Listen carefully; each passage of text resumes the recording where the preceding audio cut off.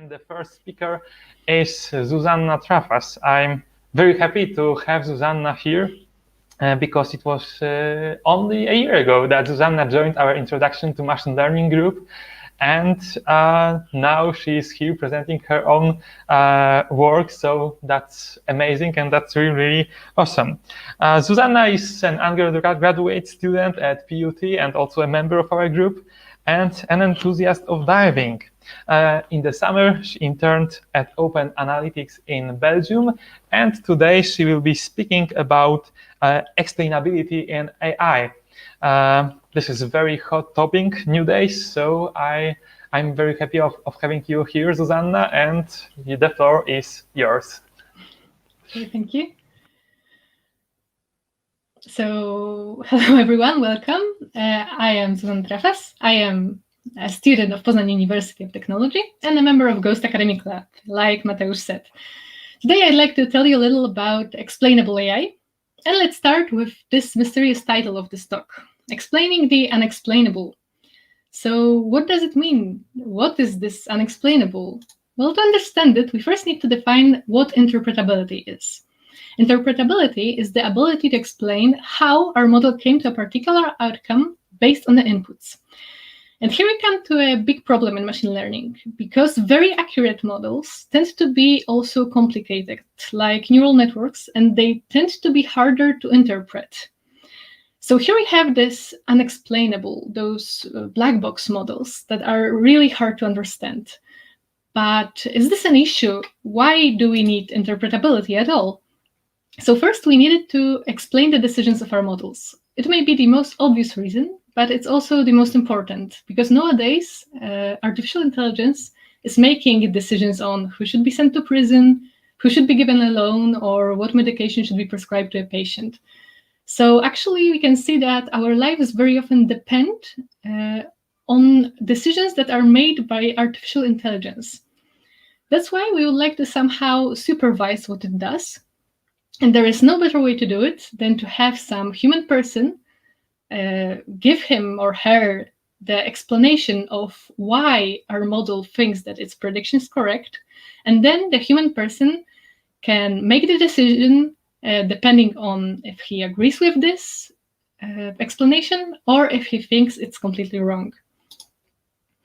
Another reason why we need interpretability is to detect errors and find a way to improve our model. Because it's actually really hard to improve black box models, because we don't really know what exactly is happening inside.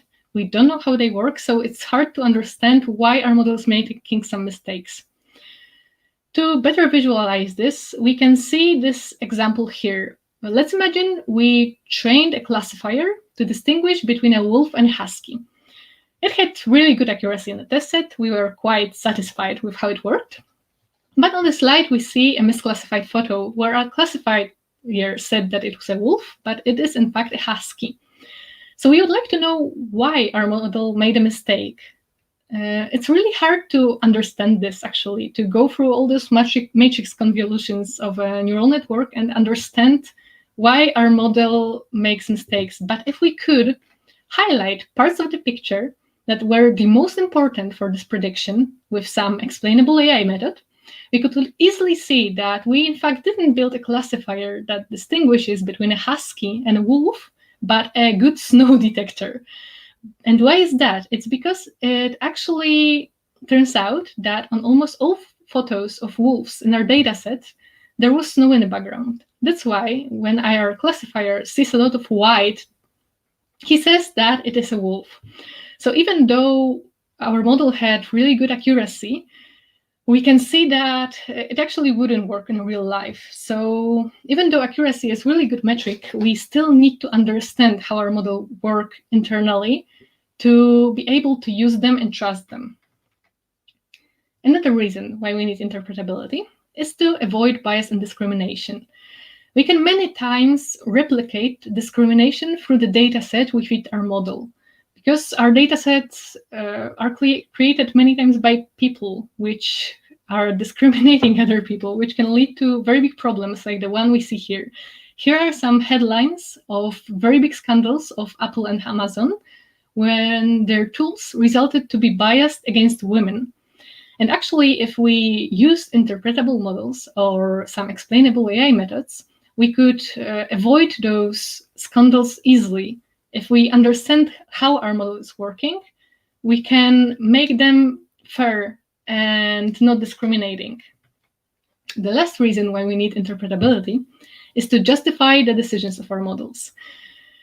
It's actually really important because due to General Data Protection Regulations, in short GDPR, every customer in Europe can demand an explanation of any decision made that involves them.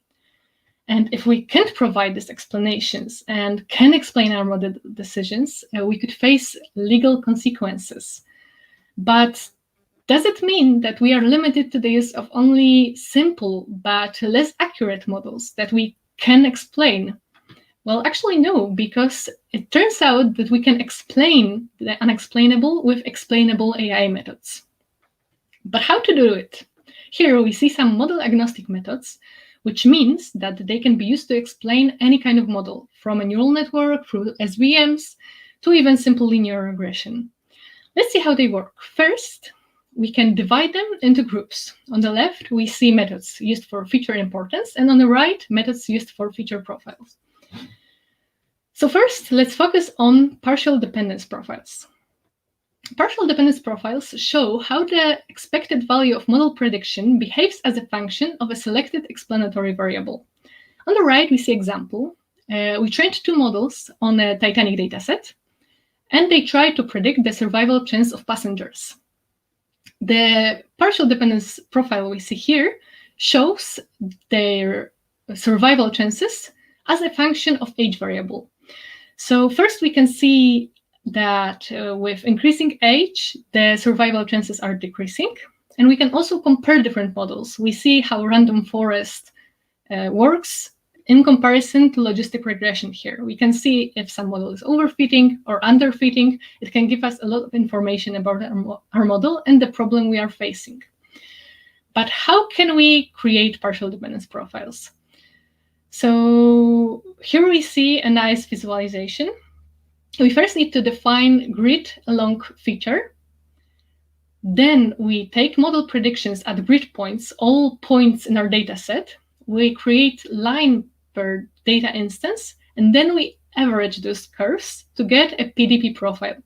So PDP profiles show us how, on average, some feature affects our model prediction. Another method used for feature profile is accumulated local effects, and it's actually like a better version of partial dependence profiles because interactions are not a problem. For normal partial dependence profiles, as we take those grid points, we can we take in account interactions between different features in our model. And we would like not to do this. And with accumulated local effects, we can actually achieve it. So in this scenario we see here, we have a model and two strongly correlated features. The prediction model does something weird at a combination of the two features for which we have never observed instances, this yellow field in the plot. And we can see that PDPs are partial dependence profiles, look really weird. They should be a straight line, but they have different curves. And ALE only take into account those existing data points and penalize predictions where no training data exists. That's why they are a straight line, just like we would want them to look. Another method we can use is permutation importance. Permutation importance is used for determining feature importance. So what is feature importance? We would like to know which features are the most important for our model. So here we again see this example of Titanic dataset, and we see that for survival chance of a passenger, the most important feature is age, then gender, then age, then fare, and so on. With this, we can understand our model better, and we can maybe exclude some features that are not important at all. But how can we create permutation importance profiles? So to create them, we measure the importance of a feature by calculating the increase in the model's prediction error after permuting its values. So if we take a feature, like here, height at age 10, we permute those values, and we see that the resulting model is much, much worse than the model with this feature, we can assume that this feature was actually really important. But it can lead to some problems, like we see here. If we permute those values, we can end up with height at age 10 equal to 155 centimeters, and height at age 20 equal to 153. So actually, it's not realistic. But it can not be as a big problem as we think, because the resulting permutation importance score is not only the importance of our feature, but also the interaction it has with all other features. So we don't have to care so much about interactions between features we have in our model. So here things get a little bit more complicated. We can divide those methods again into two groups, global and local. And we talked about global methods like partial dependence profiles, accumulated local effects, and permutation importance. They are all used to understand our model as a whole, how our model works in general. But if we would like to explain the decisions for only one instance, so for example, we want to understand why the survival chance of a passenger are low, we can use local methods, like for example, Ceteris-Paribus profiles. So Ceteris-Paribus profiles are again method for feature profile. That's why they look similar to partial dependence profile and accumulated local effects. But they actually do not show how our model works in general. But Ceteris-Paribus profiles show how the survival chances change for a single passenger, depending on some feature. So we can use it for continuous features like age, and for example, class. We can see how the survival chance would change if our passenger would be in another class.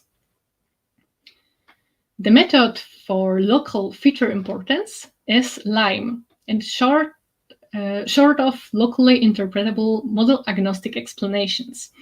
Here we see again the Titanic example, and we see which features were the most important for this prediction that the passenger survived in 0.41.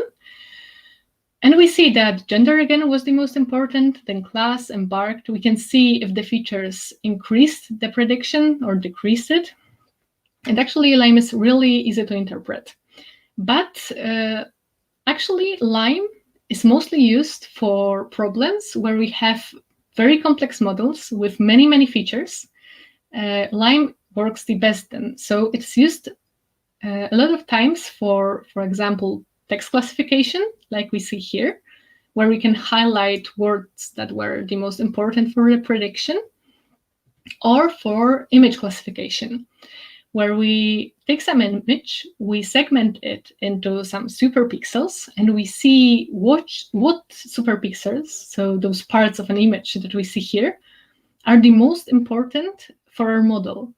We see at different combinations of those superpixels, we see how they affect the final predicted value. Then we fit a locally weighted regression that predicts which parts of the image were the most important. So here we see that explanation for a tree frog is its head, which is quite intuitive. And the last method that we'll talk about and focus on today is Shapley additive explanations. Shapley additive explanations, in short SHAP, is a concept from game theory from Shapley values. Shapley values quantify the contribution that each player bring to the game. It's important in team sports and computer games. We want to see which players are actually valuable for our team. But how can we use this concept for our explainability problem? So here, we don't have players, but we have features that we include in a model.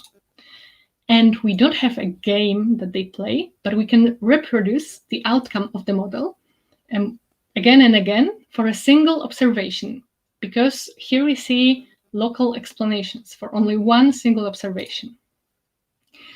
And Shapley values are based on the idea that outcome of each possible combination of features should be considered to determine the importance of a single feature. That means that we need to train 2 to the power of f, where f is the number of features, models. So it can be a big problem because we need to train a lot of models if we have a very complicated model with many features. The calculating Shapley values can take a lot of time. So there are some better methods where we have model with many features, but also libraries for Python and R use some sampling methods which help to avoid it, and they actually are very fast and efficient. But let's see again how this works in theory. The models use the same hyperparameters and training data. And the only thing that changes here is the set of features that we include in each model. So on the right, we see a diagram. It is a diagram for a model with only 3 features: age, fur, and gender. The numbers we see here are the predicted survival chance for the passenger of Titanic again. Each node represents one model we built. So if we want to calculate the importance of each feature, we need to calculate marginal contributions. So we see at a scenario where we have a model without age, and then we add age because we are focusing on age variable now. We want to calculate the importance of age variable. So the marginal contribution here is the predicted value for model including age minus model not including age. So in this case, a null model. So it's minus 0.2. But we can look at a different scenario where first we add fur feature and then we add age. So again, we need to calculate this marginal contribution and see the difference between prediction for this model and for this model. And in this case, it's minus 0.15. We need to calculate those for all different scenarios where we add age variable and see how the prediction changes. So this scenario and this scenario, and when we have all marginal contributions, we can aggregate them for a weighted average in this formula, which gives us the final SHAP value. So SHAP value for age here can be calculated like this, and the final importance of age variable is minus 0.168. So we can see that the age of the passenger we are looking at actually decreased his chance of survival. So now that we know how to calculate those SHAP values of a feature, let's see how we can use SHAP to explain the decisions of our models. We will use Titanic dataset and answer some questions like why Rose survived and Jack died, what groups of people were most likely to survive, and how the age of passengers affects their chances of survival. So first, why Rose survives and Jack died. To explain this, we need to use force plot. So here we see 2 force plots. The top one is for Rose, and the bottom one is for Jack. Let's focus on the one for Rose. So in the middle, we see marked base value, which is equal to 0.4045. Each feature in our dataset is either increasing the prediction or decreasing it. So those features marked in pink are pushing our prediction higher, while the feature marked in blue are decreasing it. So for Rose, we see that the most important feature, because it's the biggest bar we see, is her gender being equal to 1, which means that she is a woman. Then her ticket class, which is first, which means that she was in the most expensive class. She also paid a lot for her ticket. That's why her chances of survival are very high. They are 0.78. But when we look at Jack, we see that his gender being equal to 0, which means that he is a man, his ticket class, which is the lowest possible, his low fur, and his age, all those features are decreasing the prediction. So they are decreasing it from the base value to the final predicted value we see here, which is 0.04. Now we know why our characters have the survival chances they have. But we would like to know what groups of people were most likely to survive. So to do this, we can create a SHAP summary plot. So summary plot is a plot which works on a global level. So it explains our model as a whole. And here, each point is a Shapley value for a feature and an instance. So we are not looking at only one instance, one passenger, but we have our whole data set. And for our whole data set, we plot those points. So the position on the y-axis is determined by the feature and feature value, and on the x-axis is the Shapley value. And the color represents the value of the feature from low to high. So let's go one by one and see how it works. So let's look at the gender feature. Low values, like we see here with feature value, are marked in blue. So men which are encoded as zeros are blue here, and females are marked in pink. But what the position of these points means? So it means the SHAP value, which is the impact on model output. So as those points here in blue have low SHAP value, they decrease the final prediction, and points marked in pink increase it. So we can see that female were more likely to survive the Titanic catastrophe than men. Now we can see ticket class. So we have 3 ticket classes. We have first class, second class, and third class. So here, first class, which is the lowest, is actually the best. So we see that the best, most expensive class, which is marked in blue, has really high SHAP values, which means that people who paid a lot for their ticket were more likely to survive than people from third class who didn't have as much money. But we can also see some continuous features like age.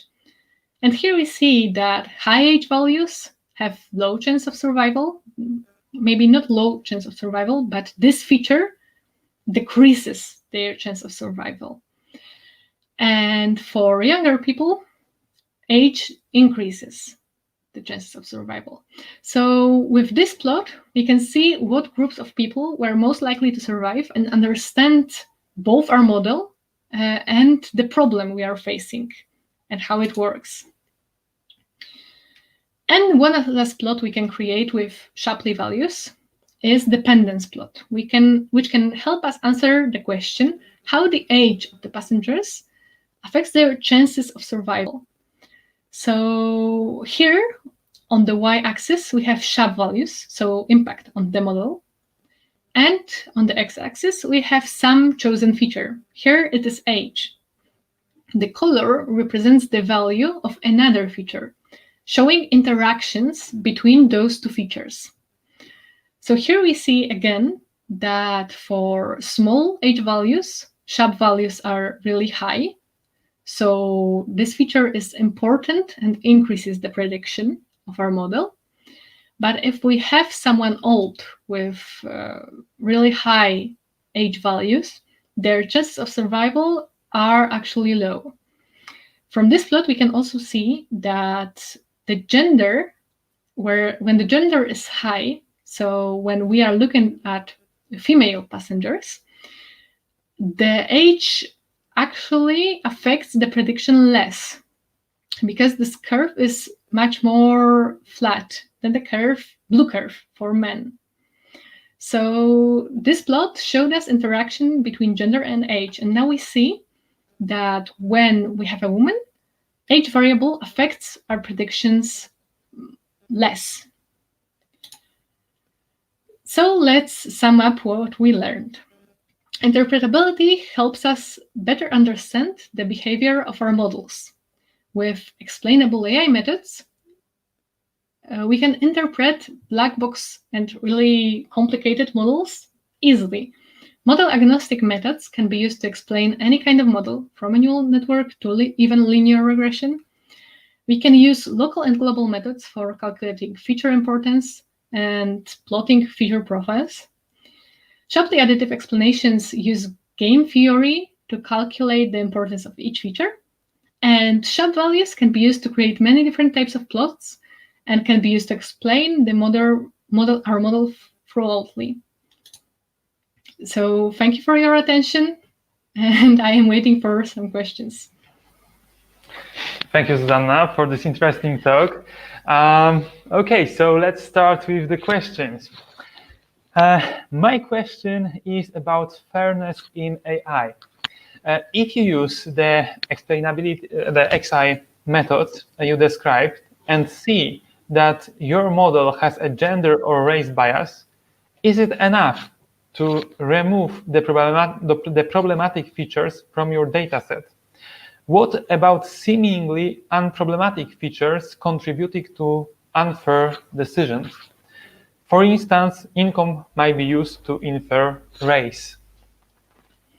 So actually, it's a big problem because with explainable AI methods, we can see that we have this bias, but they don't say how can we avoid it. So we have to think how we can do this.